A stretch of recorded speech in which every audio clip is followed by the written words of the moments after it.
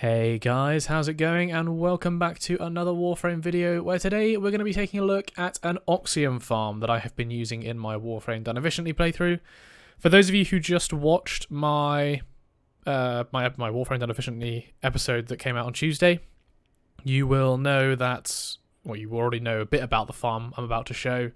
It's a solo farm, so you know, it can be improved with further squad mates. I'm just going to be using Cora. If you want to get more out of this, then you can use, you know, another Necros, a Speed Nova, something like that, just to improve your rates.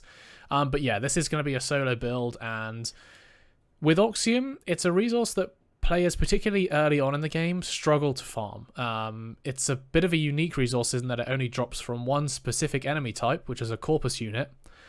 Which actually makes farming it quite a bit harder in the grand scheme of things, because farming Corpus units in a controlled way, i.e. you have a nice setup, you sit somewhere, you camp. That's the tactic we're going to be using in this, by the way. If you're not a fan of sort of camping and farming, then this video is not for you.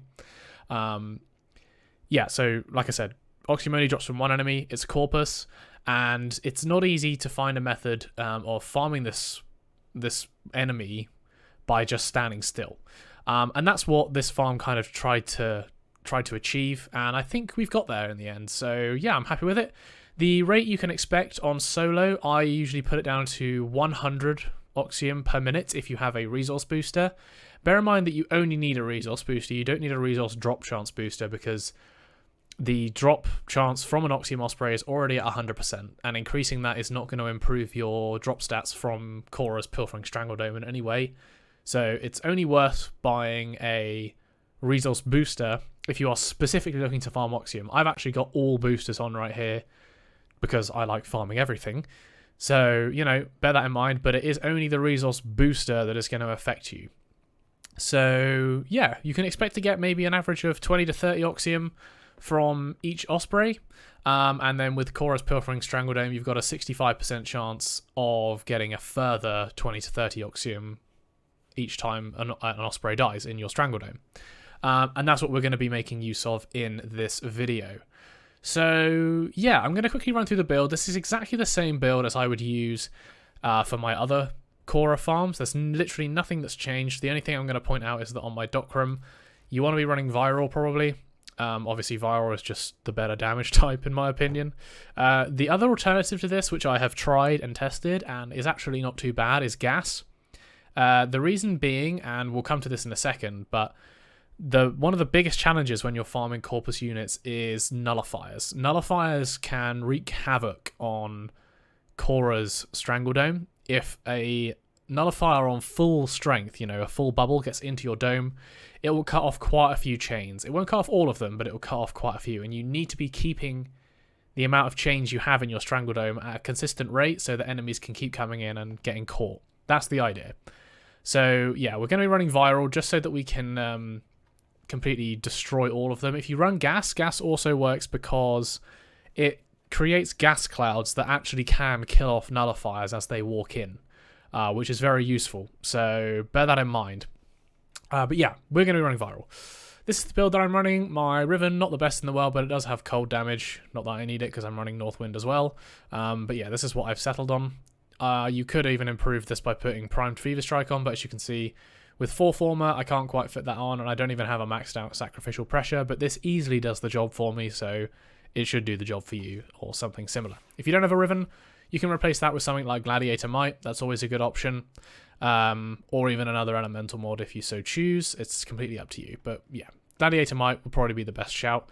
In fact, if you put Gladiator Might on with a 4 Former build, you could then up Sacrificial Pressure to max and also put on Prime Fever Strike, I imagine. So, you know, there's always that. For Cora, this is a 0 Former build. I'm running Arcane Energize and Fury, although you don't actually need either of these, really. You could probably get away with, you know, not running any Arcanes on this, but these are just quality of life changes, to be honest. Arcane Energize is going to help you sustain your energy, obviously.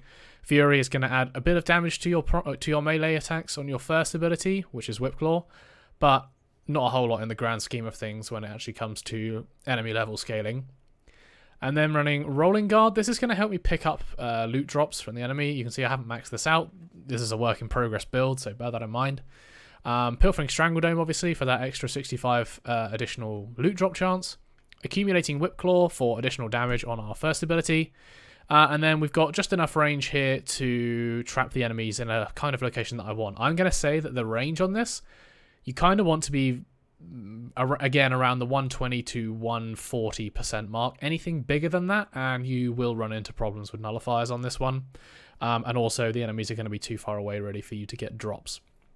And then any duration you can throw on is much appreciated. Strength, completely useless, because our first ability is not really going to be relying on its base damage. It's going to be relying on the damage of the mods on our melee weapon.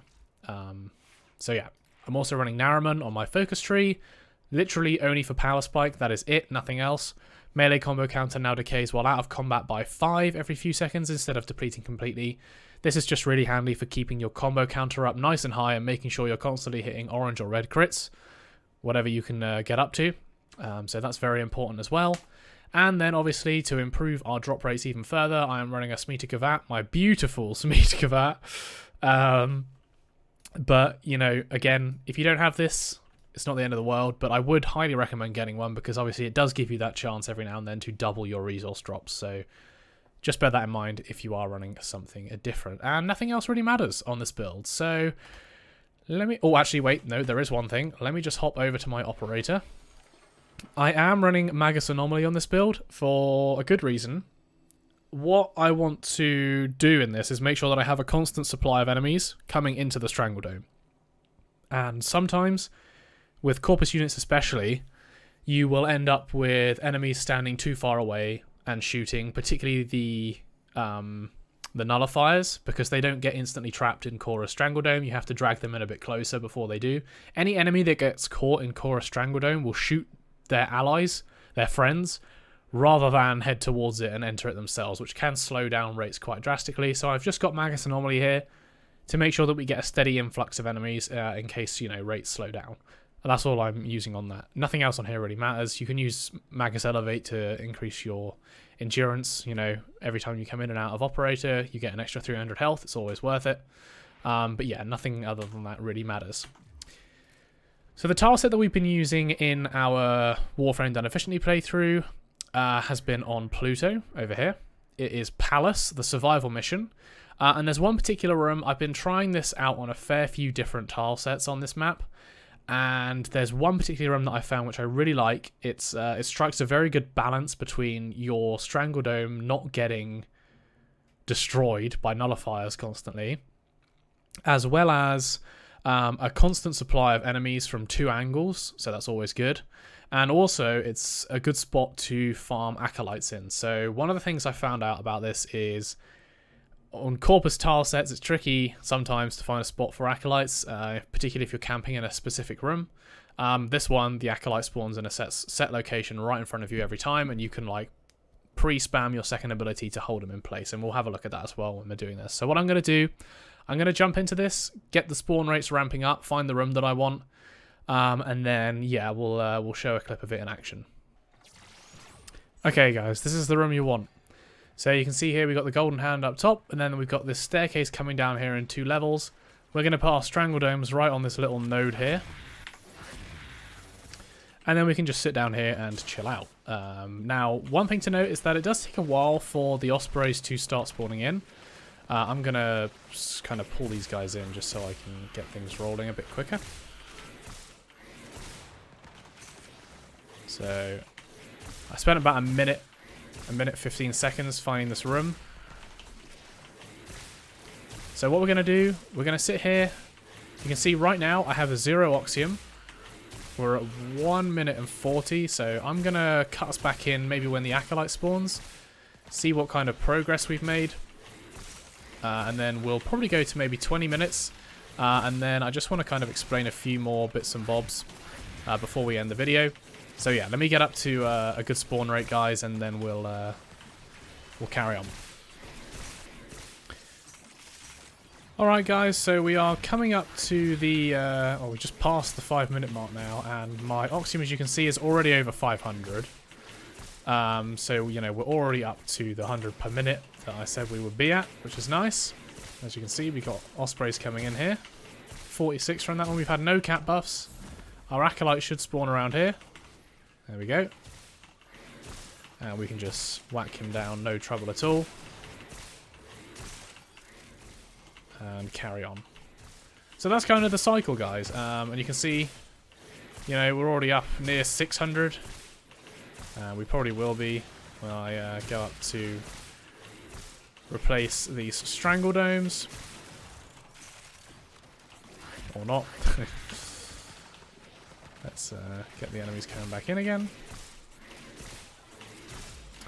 So yeah, like I said, guys, I'm going to keep this going until 20 minutes. What I want to say is that you do not want to go much longer than 20 minutes on this. In fact, it might even be a risk taking this to 20 minutes. The reason being that you will see a huge reduction in spawn rates